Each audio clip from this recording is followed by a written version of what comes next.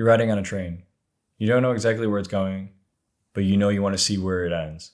You're going to meet a lot of people along the way. Friends, family, lovers. Some are going to stay on for a long time, and some only for a few stops. You'll stop in places you didn't plan for. You'll get off, you'll explore, but eventually you'll get back on that train and keep going towards your destination. But not everyone gets back on that train. Some people stay, and some people want you to stay with them. And sometimes you want to stay too, but you know that you can't. I once heard that people come into your life for one of three reasons: a season, a reason, or a lifetime. A season is cyclical. It's friends from school or a job. The people that come in your life for a reason are for a lesson. It could be love, pain. It could be to learn what you want and don't want, to learn from successes and failures. And the people in your life for a lifetime are the ones that ride that train with you to the end. At the end of 2021, I went through a bad breakup, and I wrote in my prayer journal about my very first girlfriend and how incredible she was, and I felt like I had fumbled and would never find a person like that again. I shared this with my mom, and she told me something that I'll never forget. My mom told me that she knew she was good for me, and she had thought about pushing me more in that direction and helping me foster that relationship. But she had this thought of me being married with 2 kids and potentially being divorced because I would grow resentful because I got off at too early of a stop. I had a breakup in college, and the girl told me that she felt like she was being left behind or dragged along, and she was right. And it wasn't because I didn't care. It wasn't because I was selfish. It's because I wanted to get back on that train. A pattern started to emerge in my life. We'd get off at a stop with the intention of always getting back on the train. And when it became time to leave, the person that I was with would want to stay. And they'd want me to stay too. And every time I'd be faced with the same decision: stay and wonder what happens at the next stop and where that train finally ends, or get back on that train and potentially leave behind somebody that I love. And this is the hardest part, because this is where hearts break, expectations shatter, and relationships are never the same. As I became more intentional in my dating and my relationships, I would be very honest and transparent about my goals, my vision, very early on in the relationship, even on first dates. In fact, I would use this exact train metaphor to explain how I saw my life and my relationship and make sure that we were on the same page. Unfortunately, the same result would sometimes happen, and it was less about me and more about the role that they were trying to fill in their life.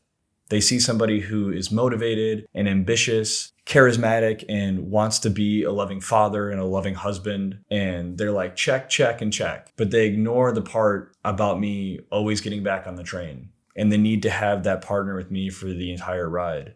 So the same thing happens. We get off at a stop, they want to stay, and hearts break. I've had to leave people behind that I was close to, people that I could have seen a life with, and people that I loved.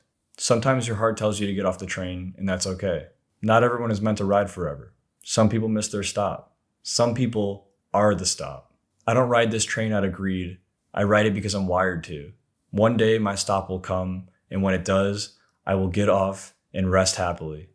A big reason why my fiance is because she understood the assignment. She understood the vision. She understood the path that I was on. We'll make stops along the way. We'll get off, we'll be present, and we'll enjoy them. But when it's time to get back on that train, she'll grab me by the arm and tell me that it's time to go. And we will get back on that train and we will keep riding to our destination. I tell you this because not all 2 rides are the same. Some are longer, some are shorter. Some find what they're looking for right away and they get off at that first stop. And others have to ride for a really long time until they find where they're supposed to be. The train is a metaphor for your life and for your journey. And the destination is determined by you. So you need to have a vision and expectation of where you're going and what that stop looks like for you. Because otherwise you risk mindlessly wandering and missing your stop. But it's important to not sell yourself short, to not just get off because it's comfortable or because that's what everyone else is telling you to do. And like I said, what might be right for one person and might be one person's destination might not be yours. It's important to enjoy the ride, to get off at certain stops, to be present, to soak it all in, to foster those relationships that you make along the way, to learn from those lessons, and then get back on the train. If you're so focused on the end, then you're going to miss all that comes with it. And each of those stops, each of those relationships, each of those lessons is going to set you up for when you get to that destination. It's not just about where you're going, it's about who you become along the way. Once you know who you are, who you're becoming, and where you're going, it gets easier. Everything else gets quieter because you don't have to listen to other people telling you what's right and what's wrong. You start to know when something or someone is just a stop, and you recognize when you're supposed to be somewhere and who you're supposed to be with, because it makes that ride, it makes that journey so much better. So cut out the noise. Stop letting other people tell you how your trip should go, because this trip, this ride, this journey, it's yours. So when you get off this stop and you get back on that train, take inventory of those around you. Set your goals and your vision of what that destination looks like. And every stop along the way, prepare yourself for when you finally arrive. There's a lot of people that are going to tell you how life works, what to do, what not to do. But the reality is no one knows what they're doing, because nobody has lived your life before. So whether your life is good or bad right now, realize it's just a stop. And you can always get back on that train, and you can always keep moving forward. And I hope and I pray that one day you arrive at your destination and you get off at your stop with your person and your people. This is your ride. This is your journey. Enjoy it.